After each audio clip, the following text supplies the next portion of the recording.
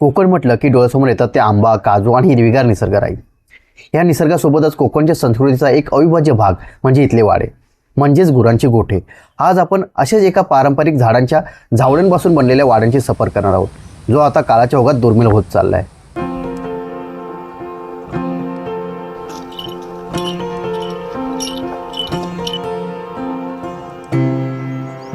नमस्कार मित्रांनो, हा एक गोठा माझ्या पाठीमागे तुम्ही पाहत असाल तर हा गोठा, याला वाडा किंवा खनोटंसुद्धा असं बोललं जातं.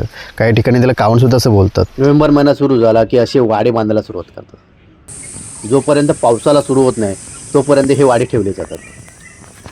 ह्या वाड्यांमुळे गुरांना गारवा निर्माण होतो. या वाड्यांमध्ये हवा खेळती राहते. उन्हाळ्यात ती थंडावा निर्माण व्हावा ह्यासाठी गरमीच्या सीझनमध्ये हे वाडे बांधले जातात. काही दिवसांनी अशी वाडेसुद्धा इतिहास जमा होतील, कारण गावात गुरेच शिल्लक नाहीत. पूर्वी प्रत्येक घरातील कुटुंबामध्ये एक तरी गुठवर असायचा. आता गावातील एकच दोनच घरे आहेत त्यांच्याकडे गुरे आहेत. सारवाला शेणसुद्धा विकत घ्यावं लागतं. पूर्वी गावात प्रत्येकाकडे गुरे असायची, त्यामुळे असे वाडेही खूप पाहायला मिळायचे. तेव्हा ते पद्धतशीर मांडणी करून वाडे बांधले जायचे. आता बांधावे लागणार म्हणून बांधले जातात.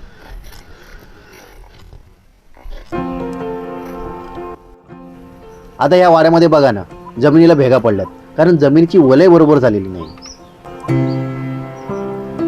वलय म्हणजे जमीन उकरून त्या जमिनीतील मातीला लेवल केली जाते. त्याच्यावर पाणी मारून चोपड्याने चोप दिला जातो. त्यामुळे जमीन टणक होते. मातीतील हवेची पोकळी निघून गेल्यामुळे जमीन बसते. यावर शेणाचे पाणी मारून चोप दिला जातो. जोपर्यंत जमीन बरोबर बसत नाही तोपर्यंत चोप दिला जातो.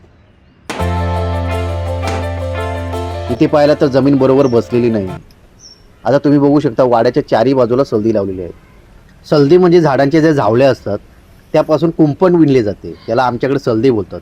तुमच्याकडे काय बोलतात ते कॉमेंट करून नक्की सांगा. हे बघा, ही आहे सलदी. खास करून निगडी या झुडपापासूनच सलदी बनवली जाते. पण इथं तर थोडं वेगळंच आहे. एका बाजूला सलदीची कुंपण आहे तर दुसऱ्या बाजूला झाडाच्या झावल्याच टेकवलेले आहेत. हे जे प्लास्टिक लावलेले आहे ना, ते मला वाटतं ऊन न येण्यासाठी लावलेले आहे. या बाजूला सुद्धा एक साडी लावलेली आहे. ह्याला मेड बोलतात. वायाकाराची मेड आहे. झाडाचा मजबूत फांदा असतो, म्हणजे झाडाची मजबूत फांदी असते, त्याची फांद तोडून ही मेड बनवली जाते. वाड्याला एकूण 12 मेढे लागलेले आहेत. म्हणजे ह्या साईडला 4 आहेत, मध्ये 4 आहेत आणि ह्या साईडला 4 आहेत. म्हणजे एकूण 12 मेढे लागलेले आहेत. त्या मेढीवर उभ्या आणि आडव्या अशा सापड्या टाकलेल्या आहेत.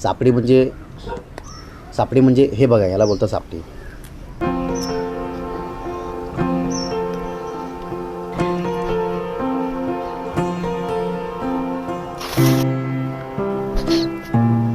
हे तुम्हाला जे दिसतंय हे आहे वाड्याचं फाटक. हे दोन्ही साईडला आहे. हे रानात जाण्यासाठी रस्ता आहे आणि ते गावात जाण्यासाठी रस्ता आहे.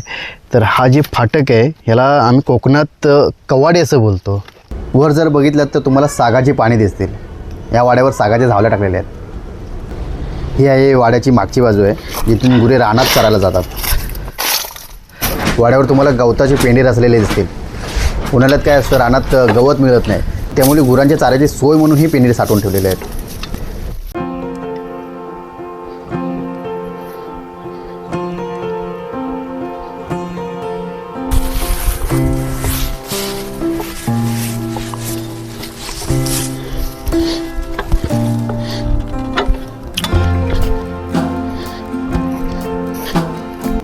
ह्या मेढीला एक रशी बांधलेली दिसत आहे तुम्हाला. त्याला दावण बोलतात. याच दावणाने गुरे बांधली जातात. सध्या तर आता अजून वाड्यामध्ये गुरे बांधली जात नाही आहेत. आता मला वाटतं हे 1-2 महिन्यानंतरही ह्या वाड्यामध्ये गुरे बांधले जातील. आता असे वाडे पाहायला मिळतच नाही. लहानपणी याच वाड्यांमध्ये लपाछुपीसारखे खेळ खेळायचो. ती मजाच वेगळी होती. समोरच तुम्हाला विटांनी बांधलेला गोठा दिसत असेल. त्या गोठ्याच्याच बाजूला अजून एक चिऱ्याने बांधलेला गोठा आहे. आता या विटांनी बांधलेल्या गोठ्यामध्ये वासरं बांधलेले आहेत. बाकीचे गुरे चरायला गेले. संध्याकाळपर्यंत गुरे गोठ्यामध्ये येतील. आला जरा बघा, त्या माल्यावर पाल्या असे टाकलेले आहेत. त्याच्यावर असं जे काय गुरांचं सामान वगैरे असं ठेवलं जातं. हे कसे पावसाळ्यात कामं राहतात. हा आहे चिऱ्याच्या दगडाने बांधलेला गोठा. पण त्या वाड्यामध्ये आता गुरे बांधले जात नाहीत. तो आता वाडा रिकामाच असतो.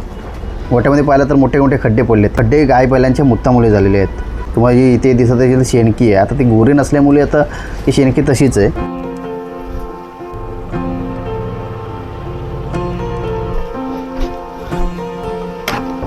आहे.